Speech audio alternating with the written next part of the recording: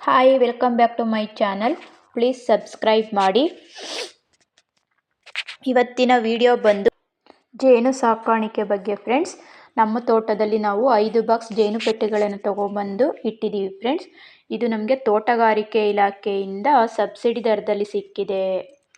ಇದು ಸಬ್ಸಿಡಿ ಬಂದು 25,000 ಅಮೌಂಟ್ ಕಟ್ಟಿದರೆ ರಿಟರ್ನು 20,000 ಏನೋ ರಿಟರ್ನ್ ಬರ್ತಿದೆ ಅಂತ ಹೇಳಿ ಸಬ್ಸಿಡಿ ದರದಲ್ಲಿ ಕೊಟ್ಟಿದ್ದಾರೆ ಫ್ರೆಂಡ್ಸ್. ಇವು ಬಾಕ್ಸ್ಗಳನ್ನು ಜೇನು ಹುಳುಗಳನ್ನು ಇಡೋದ್ರಿಂದ ತೋಟದ ಇಳುವರಿ ಜಾಸ್ತಿ ಆಗುತ್ತೆ ಅಂತ ಹೇಳಿ, ಮತ್ತು ಮನೆ ಪರ್ಪೋಸ್ಗಾಗಿ ಜೇನುತುಪ್ಪ ಬೇಕು ಅಂತ ಹೇಳಿ ಹೀಗೆ ನೋಡಬೇಕಾದ್ರೆ ತೋಟಗಾರಿಕೆ ಇಲಾಖೆಯಿಂದ ಸಬ್ಸಿಡಿ ಇದೆ ಅಂತ ಹೇಳಿ ಯಾರೋ ಹೇಳಿದರು ಫ್ರೆಂಡ್ಸ್. ಹಾಗಾಗಿ ಇನ್ನು ಇವುಗಳ ನಿರ್ವಹಣೆ ಬಂದು ಇವುಗಳ ಆಹಾರಕ್ಕಾಗಿ ಜೇನು ಪೆಟ್ಟಿಗೆ ಸುತ್ತ ಹೂ ಗಿಡಗಳನ್ನು ಹಾಕೋಕೆ ಹೇಳಿದರು ಫ್ರೆಂಡ್. ಹಾಕಿದ್ದೀವಿ. ಹಾಗೆ ಮತ್ತು ಬಾಳೆ, ತೆಂಗು, ಅಡಿಕೆ, ಕುಂಬಳ ಗಿಡ, ಬಳ್ಳಿ ತರಕಾರಿಗಳನ್ನು ಹಾಕೋದ್ರಿಂದ ನಮಗೆ ಹನಿ ಜಾಸ್ತಿ ಇಳುವರಿ ಸಿಗುತ್ತೆ ಅಂತ ಹೇಳಿ ತುಂಬ ಗಿಡಗಳ ಹಾಕಿದ್ದೀವಿ. ಮತ್ತು ಇವುಗಳಿಗೆ ಮಳೆಗಾಲದಲ್ಲಿ ಆಹಾರ ತೊಂದರೆ ಆಗಬಾರದು ಅಂತ ಹೇಳಿ ಒಂದು ಬೌಲ್ನಲ್ಲಿ ಸಕ್ಕರೆ ಪಾಕ ಹಾಕಿ ಅದರಲ್ಲಿ ಸ್ವಲ್ಪ ಹೂಲ್ಗರಿಗಳನ್ನು ಇಟ್ಟು ನಿರ್ವಹಿಸಬೇಕು. ಯಾಕಂದರೆ ಮಳೆಗಾಲದಲ್ಲಿ ಅವುಗಳಿಗೆ ಹೊರಗಡೆಯಿಂದ ಆಹಾರ ತರೋದಕ್ಕೆ ಸ್ವಲ್ಪ ಕಷ್ಟ ಆಗುತ್ತೆ ಅಂತ ಹೇಳಿ ಒಂದು ಬೌಲಲ್ಲಿ ಸಕ್ಕರೆ, ನೀರು, ಆ ನೀರೊಳಗಡೆ ಅದು ಬೀಳಬಾರ್ದು ಅಂತ ಹೇಳಿ ಹುಲ್ಗರಿಗಳನ್ನು ಹಾಕಿ ಇಟ್ಟಿದ್ದೀವಿ. ಮತ್ತು ಇವುಗಳ ಹುಳಗಳು ಬಂದು ನಮಗೆ ಈ ಥರ 2 ರಾಕಲ್ಲಿ ಹುಳ ಕೊಟ್ಟಿದ್ರು ಫ್ರೆಂಡ್ಸ್. ಈಗ ನೋಡಿ ಬಾಕ್ಸ್ ತೆಗೆದು ತೋರಿಸ್ತಿದ್ದೀನಿ. ಇದನ್ನು ತೆಗೆಯುವಾಗ ನಿಧಾನವಾಗಿ, ಜೇನು ಹುಳಗಳಿಗೆ ತೊಂದರೆ ಮಾಡದೆ ನಿಧಾನವಾಗಿ ತೆಗೆದ್ರೆ ಅದು ಯಾವ ಹುಳದು ಕಚ್ಚೋದಿಲ್ಲ ಫ್ರೆಂಡ್. ನಾವು ಸ್ಟಾರ್ಟಿಂಗು ಮುಟ್ಟೋದಕ್ಕೆ ಭಯ ಆಗ್ತಿತ್ತು, ಹಾಗಾಗಿ ನಾವು ಮುಟ್ತಲೇ ಇರ್ತಿರ್ಲಿಲ್ಲ. ಈಗ ಸ್ವಲ್ಪ ರೂಢಿ ಆಯಿತು ಫ್ರೆಂಡ್. ಅದೇನು ಮಾಡೋದಿಲ್ಲ. ನಿಧಾನವಾಗಿ ಅವಕ್ಕೆ ಡಿಸ್ಟರ್ಬ್ ಮಾಡಬಾರ್ದು. ಹುಳ ಕಚ್ಚಿತು ಅಂತ ಹೊಡೆಯೋದಾಗಲಿ ಏನಾದ್ರು ಮಾಡೋದಾಗಲಿ ಮಾಡಬಾರ್ದು. ಜಸ್ಟ್ ಹುಳ ಕೈ ಮೇಲಾದ್ರು ಕೂತ್ಕೊಂಡ್ರೆ ಕಚ್ಚಕ್ಕೆ ಬಂದಾಗ ಜಸ್ಟ್ ಹಿಂಗೆ ಉಫ್ ಅಂತ ಉರುಬಿಟ್ರೆ ಅದು ಹೋಗುತ್ತೆ ಫ್ರೆಂಡ್. ಹೊಡೆಯೋದಾಗಲಿ ಗಾಬರಿ ಮಾಡೋದಾಗಲಿ ಆ ಥರ ಮಾಡಬಾರ್ದು.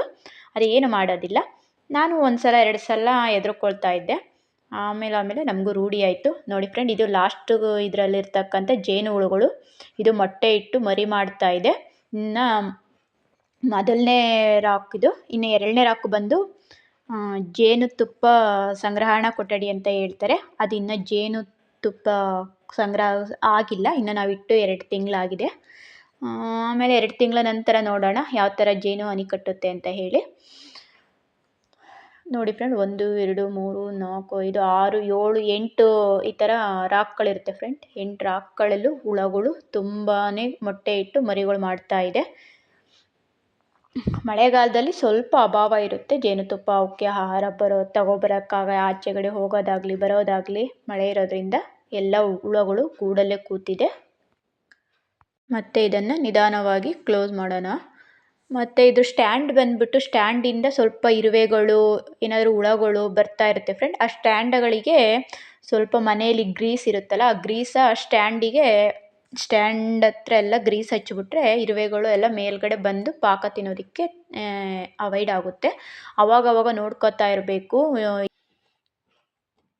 ಮತ್ತು ಇದು ಕ್ಲೋಸ್ ಮಾಡಿ ಮಳೆಗಾಲದಲ್ಲಿ ಇದ್ರ ಮೇಲ್ಗಡೆ ಒಂದು ಕವರ್ ಹಾಕಿದ್ರೆ ನೀರು ಒಳಗಡೆ ಹೋಗೋದಿಲ್ಲ.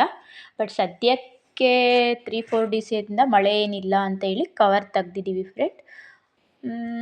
ಮತ್ತು ಜೇನು ಹುಳುಗಳು ಕಚ್ಚಿದ್ರೆ ತುಂಬ ಆರೋಗ್ಯಕ್ಕೆ ಹೆಲ್ತಿ ಅಂತ ಹೇಳ್ತಾರೆ. ಬಟ್ ನಾನು 1 ಸಲ ಕಚ್ಚಿಸ್ಕೊಂಡಿದ್ದೆ, ತುಂಬ ಪೇಯ್ನ್ ಆಗಿತ್ತು.